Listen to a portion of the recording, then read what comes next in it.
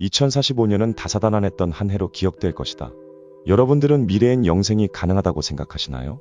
여기 2045년에 완전한 기술적 특이점이 찾아와 인간은 영생을 누리게 된다고 예측한 사람이 있습니다. 그는 싱귤레리티 대학을 공동 창립하고 컴퓨터 과학자이자 발명가, 미래학자인 레이 커즈와일입니다. 현재는 구글의 기술 고문으로 소속된 과학자이며 이미 그는 2005년 출판한 책 특이점이 온다에서 40년 후를 내다보고 있는데요. 최근까지도 인류는 7년 내 영생을 얻을 것이라는 기술적 예측인 동시에 종교적 예언처럼 들리는 말을 하고 있습니다. 커즈와일은 기술이 인간을 넘는 순간을 특이점이라고 부르며 특이점 이론을 통해 미래의 기술 변화의 속도가 매우 빨라지고 그 영향력이 커서 인간의 수명을 포함하여 인간이 삶의 의미를 부여하는 모든 개념의 변화가 일어날 것이라고 예상하고 있는데요. 커즈와일은 1948년 2월 12일 태어났으며 그의 아버지는 음악가이자 작곡가였고 어머니는 시각예술가였습니다.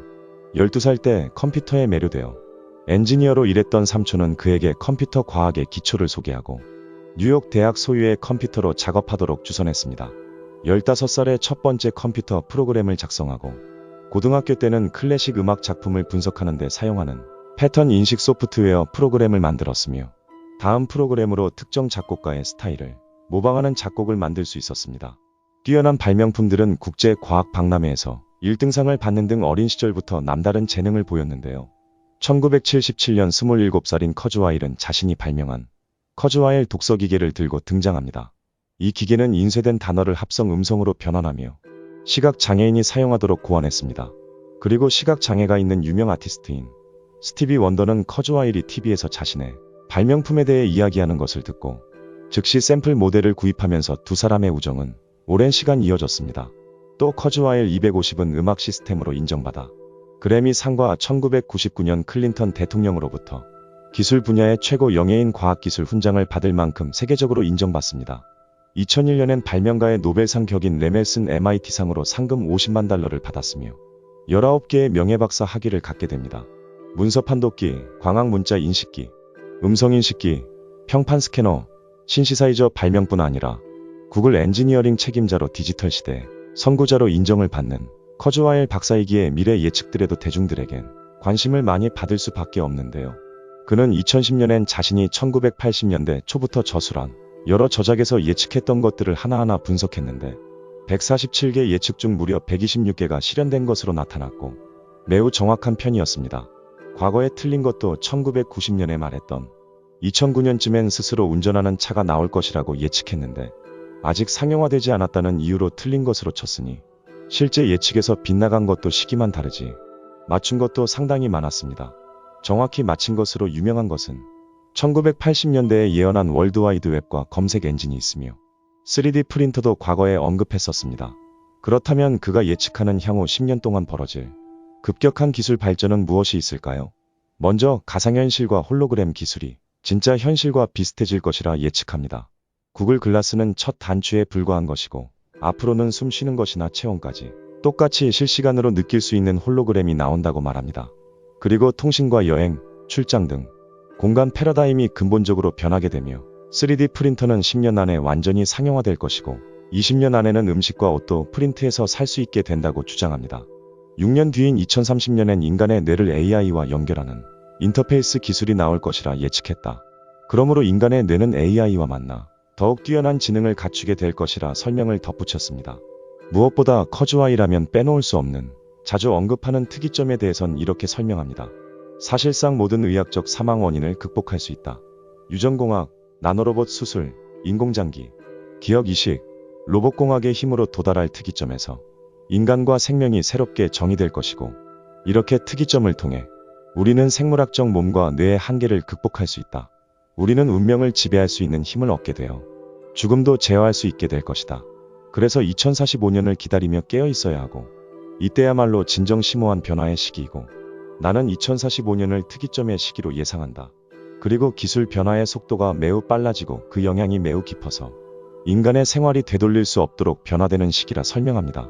그의 책 한국어판 부제도 그래서 기술이 인간을 초월하는 순간이다. 인터뷰에서 많은 사람들이 우려하는 인공지능이 인간보다 훨씬 뛰어나게 된다면 위험하지 않을까란 질문엔 그는 이렇게 대답했다. 암울한 미래를 그린 공상과학 영화 때문에 그런 편견이 생겼다. 결국 인간이 만든 기술은 바로 우리 인류 문명의 연장선이므로 두려워할 필요 없다. 인간은 기술 발전을 두려워한다기보다 모르는 것에 대해 원초적 두려움을 갖는다.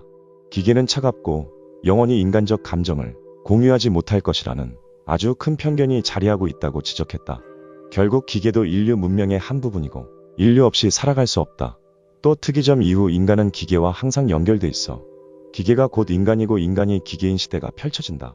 당신이 24시간 곁에서 떼놓지 않는 스마트폰을 생각해봐라. 몸에 이식되지 않았을 뿐이지 깊이 의존한다는 측면에서 사실상 이미 뇌의 연장이 아닌가 되묻기도 했습니다. 앞으로 일어날 흥미로운 대표적인 5가지 일로는 첫 번째는 앞서 소개했던 모든 것을 3D 프린터로 만든다가 있으며 두 번째는 2030년엔 나노봇이 뇌에 이식되어 인간의 뇌는 클라우드에 연결되고 그래서 신경계 내부에 들어간 나노봇은 우리들에게 가상현실 경험을 통해 영화 매트릭스와 같은 가상 공간에서 살 수 있게 된다고 한다.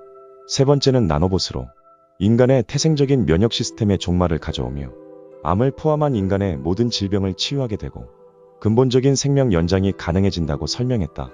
네 번째는 인공지능 기술을 활용해 돌아가신 부모님을 되살릴 수 있게 된다.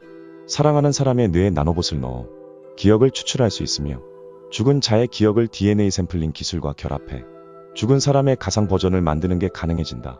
다섯 번째는 누구나 가상 육체를 갖게 된다. 가상의 육체는 실제 육체처럼 구체적이고 확실하고 비디오 게임에서 캐릭터를 바꾸는 것처럼 가상 육체도 바꿀 수 있다. 일각에선 그의 도발적인 미래 예측은 몽상가적인 주장이라는 시각과 비판도 있지만 인공지능이 사회적인 이슈로 화두가 될 때면 항상 언론에선 그의 주장을 인용하는데요. 어느덧 7순을 넘긴 고령이지만 그는 2045년을 기다리며 운동과 건강식단 100알이 넘는 영양제를 복용하며 상상을 초월하는 노력을 하고 있습니다. 심지어 커즈와일은 자신이 죽을 때를 대비해 알코어 생명연장 재단이라는 곳에다 냉동인간 신청도 해놨으며 인터넷에 자아를 복제하는 마인드 업로딩도 생각하고 있다고 전했습니다. 마지막으로 변수로는 전쟁이나 폭동, 전염병 대비, 지하벙커도 갖추는 등 완벽하게 준비를 해놓은 상태입니다. 진시황은 자연 속의 불로초를 찾아 영생을 꾀하려 했는데 커즈와일이 말하는 현대의 과학기술의 힘으로 영생의 꿈을 과연 이룰 수 있을지 개인적으로도 너무 궁금하네요. 시청해주셔서 너무 감사합니다. 구독과 좋아요는 채널을 운영하는데